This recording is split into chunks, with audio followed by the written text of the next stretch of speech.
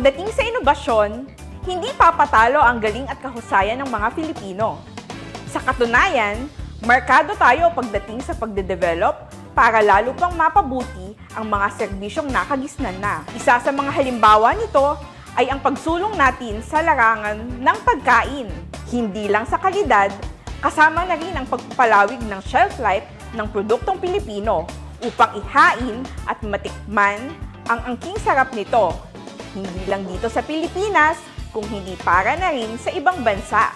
Sa pagtutulungan ng Department of Science and Technology Region 3 sa pangunguna ng Regional Director Dr. Julius Cesar B. Sicat at Nueva Ecija University of Science and Technology na pinamumunuan ni President Feliciana P. Jacoba, ating ipapakita kung paano nakakatulong ang kanilang Food Innovation Center upang patuloy na iangat ang produktong Pinoy. Samahan nyo kami mga kaagham sa paglalakbay sa nasabing sentro upang alamin kung paano ginagawa ang pagpoproseso ng iba't ibang ating mga paboritong produkto at kung ano-ano ang mga oportunidad na maaari pa natin makuha mula rito. Sa ngalan po ng aming Regional Director, Dr. Julius Cesar B. Sicat, ako po si Lade Sicat at ito ang Probinsyensya.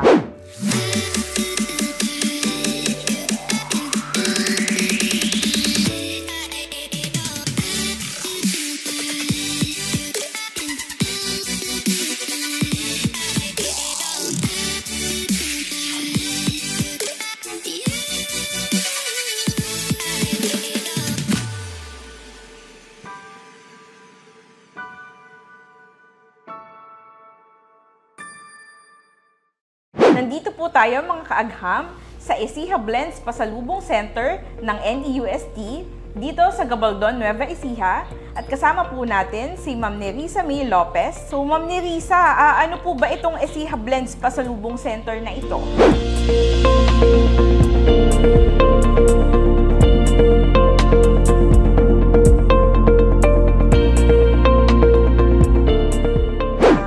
Ay isa sa mga naging initiative ng NEUST, ng university, upang ang mga produkto po na pinoprocess ng aming Food Innovation Center ay dito po namin maging display area.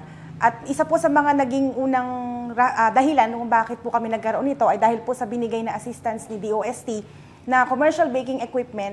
So kami po ngayon ay nagpo-produce ng buko pie at ng iba't ibang baked products. So ito po ay nagsimula na nagkaroon ng initiative si NEUST dahil po sa binrovide pong assistance ni DOST sa amin na commercial baking equipment. At kami po ngayon ay nagko-commercialize at for sale po ng aming mga buko pie and other baked products.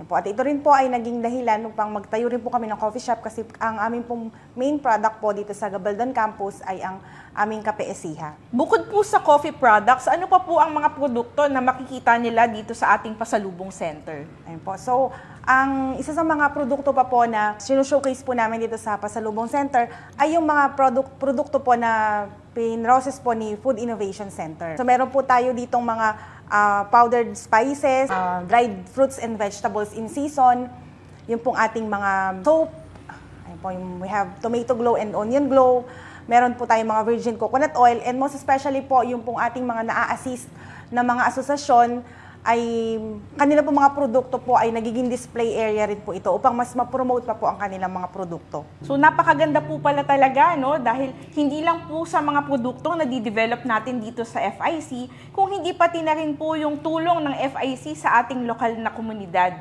Nakakatulong po itong maitaas ang antas ng pamumuhay, hindi lamang dito sa bayan ng Gabaldon, kung hindi na rin sa ating mga karatig bayan at pati na rin sa buong probinsya. Ang NEUST po bilang isang academic institution ay involved po sa mga different agricultural research and agricultural byproduct research and development.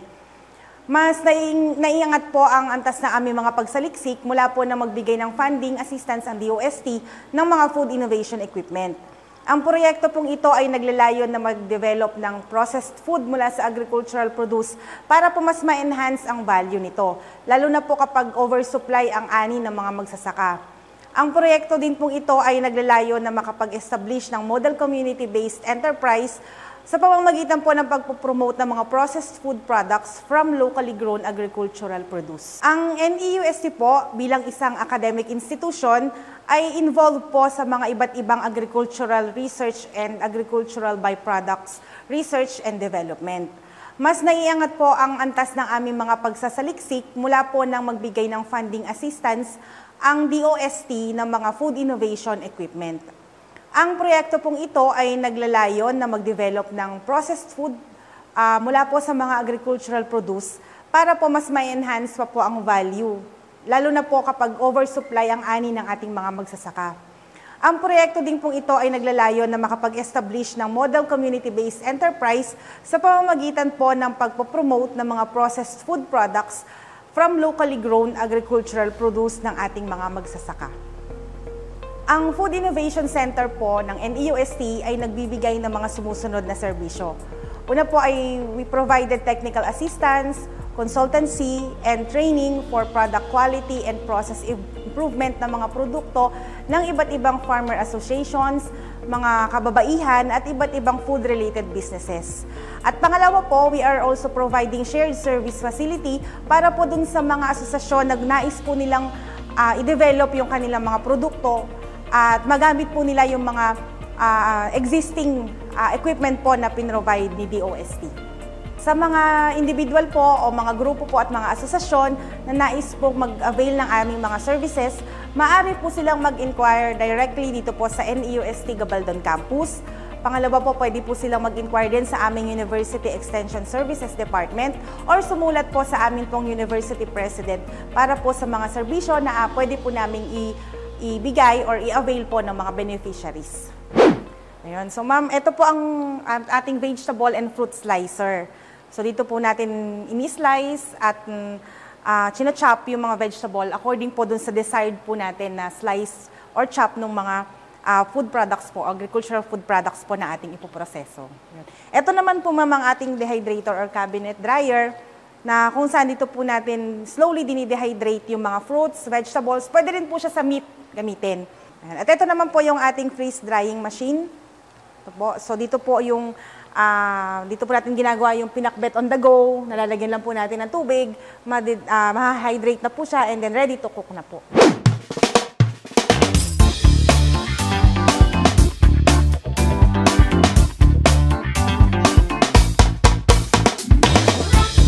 Nais ko pong iparating ang pasasalamat ng DOST Central Luzon sa kahusayan ng bawat Pilipino na nagbibigay buhay sa mga proyektong katulad nito.